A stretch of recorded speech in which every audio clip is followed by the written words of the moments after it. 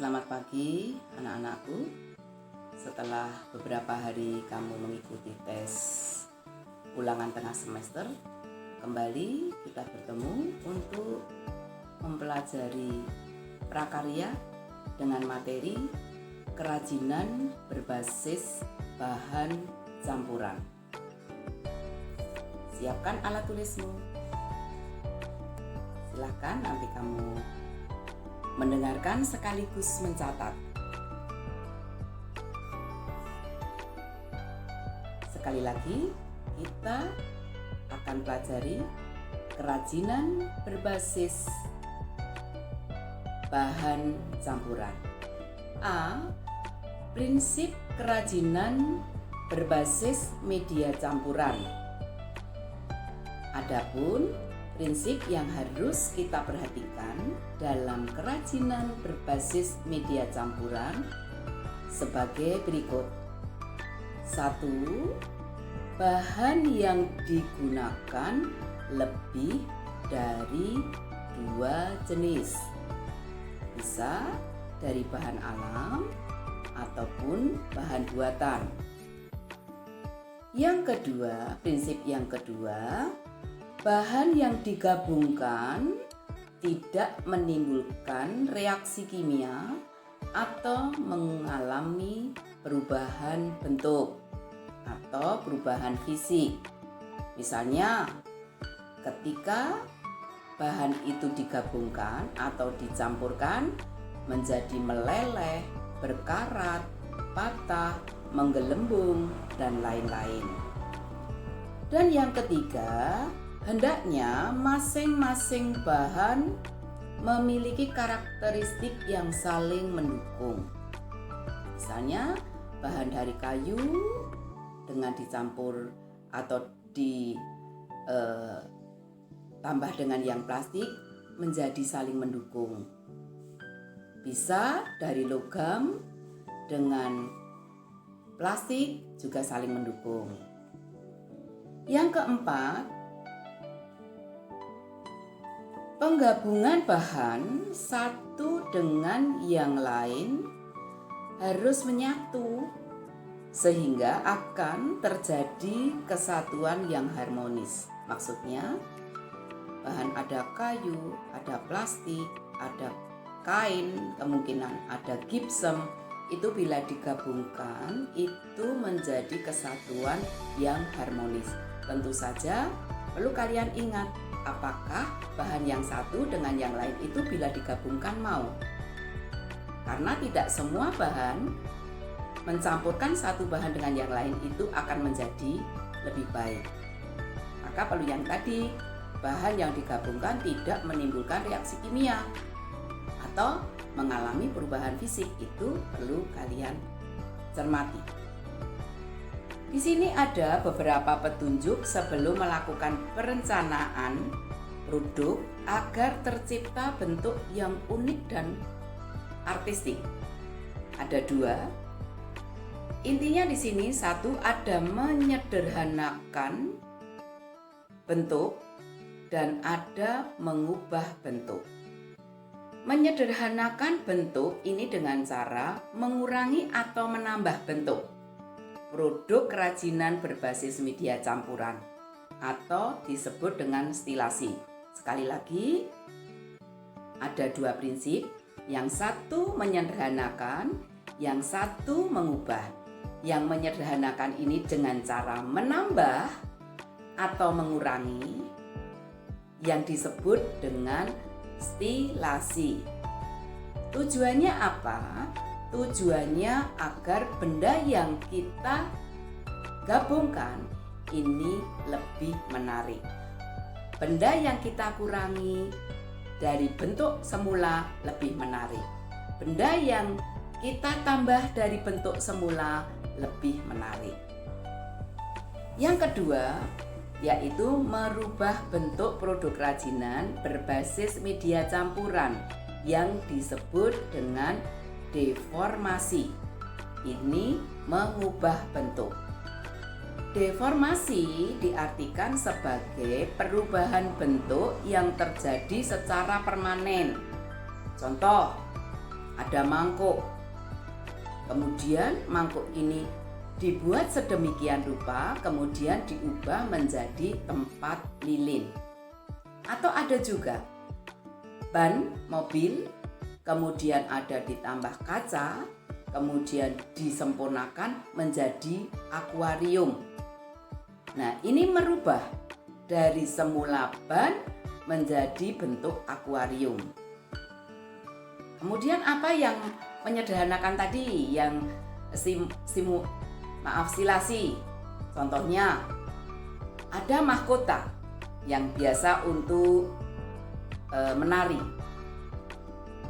Karena ada berbagai kendala untuk tidak bisa dipakai, kemudian karet atau pengikatnya bisa dipotong, mahkota bisa dirubah, kemudian ditambah dengan logam sebagai penyangga, dipergunakan sebagai tempat atau tempat lampu, bisa dipakai sebagai hiasan, bisa dipakai untuk penerang. Itu yang tadi stilasi dan deformasi. Berikut yang B, anak-anakku. Jenis dan karakteristik kerajinan berbasis media campuran. Jenisnya itu ada 2, ada bahan alam dan buatan. Apa yang termasuk alam? Ada kayu, batu, logam, keramik, dan sebagainya, kulit. Dan kemudian yang B adalah bahan buatan, itu ada plastik, gips, fiberglass, dan sebagainya. Dan yang kedua, bahan dan karakteristiknya. Kita kenal bahan campuran, karakteristiknya bagaimana. Contohnya batu. Batu itu terdiri dari ada batu mulia atau batu permata dan batu akik. Daerah mana saja toh yang terkenal dengan batu mulianya? Di sini ada di Provinsi Banten, itu terkenal dengan batu permata Kalimaya. Lampung terkenal jenis batunya anggur dan cempaka. Kalimantan terkenal dengan kecubung dan intan. Batu-batu akik jenis anggur, biru langit, bungur itu terkenal dari Tanjung Bintang, yaitu di Lampung. Bagaimana karakternya batu? Karakter batu itu kuat, tidak mudah berubah bentuk, warna batunya menarik. Coba nanti kalau di rumah ada akik, ada batu-batuan lain, kamu perhatikan, kamu amati, apakah benar menimbulkan kilau, menimbulkan warna yang menarik. Yang B yaitu logam. Jenis logam itu juga banyak. Contohnya ada emas, perak, perunggu, besi, titanium, aluminium, dan sebagainya. Logam dapat dipadukan dengan kayu, kerang, batu, dan lain-lain. Bagaimana karakteristiknya? Logam itu mempunyai karakter yang kuat, dapat dibentuk, dan tidak mudah berubah bentuk. Dan bagaimana dengan plastik? Bahan campuran yang berikutnya adalah plastik. Plastik mempunyai karakter yang ringan, tidak tahan panas tinggi, dan bisa diberi campuran warna. Maka kita jumpai warna-warna plastik yang menarik. Ada merah, ada biru, ada oranye, ada kuning, dan sebagainya. Jenis plastik yang sering kita jumpai antara lain botol, kantong, gelas, perabot dapur. Coba nanti bisa kalian lihat di sekitarmu. Dan yang sekarang D adalah kayu. Jenis kayu juga banyak. Lihat saja di sekitarmu.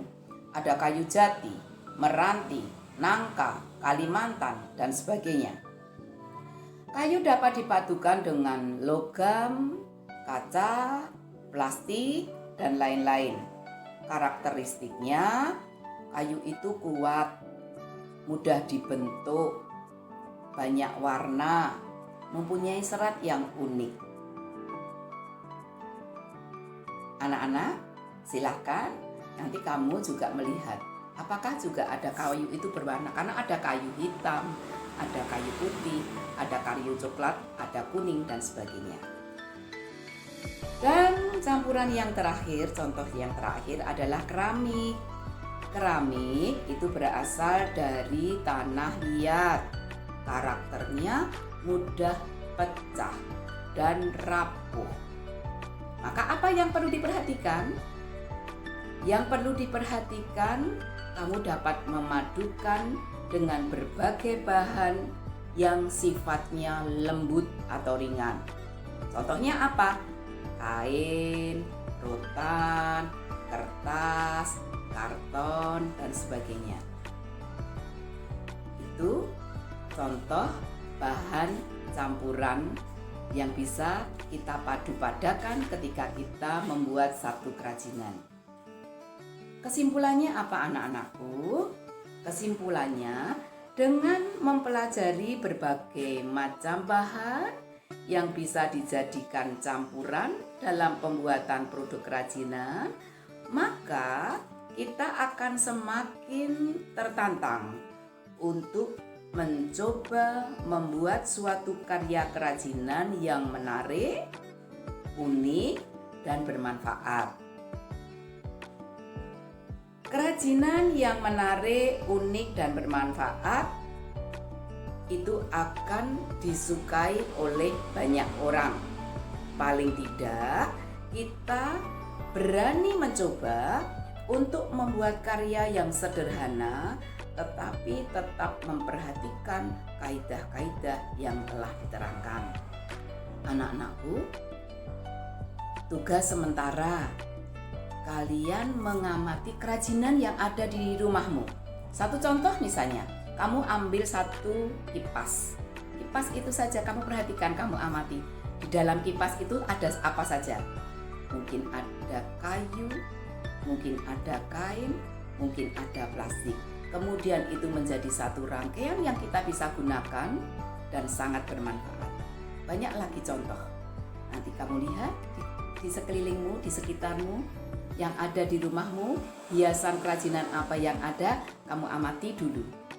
Kamu perhatikan bahan bakunya apa, tambahannya apa, kemudian dari bahan apa, nama bendanya apa.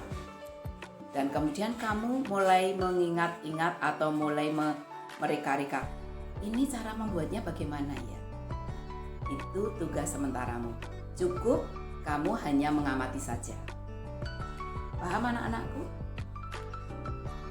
Ya, anak-anakku, tentu saja materi pagi ini tidak mewakili untuk bisa lebih jelas. Bagaimana kamu bisa lebih jelas? Silahkan kamu input bukumu di Google, boleh di link yang sudah Ibu share waktu sebelumnya. Sekian anak-anakku, selamat belajar, sampai jumpa, salam sehat, selamat pagi.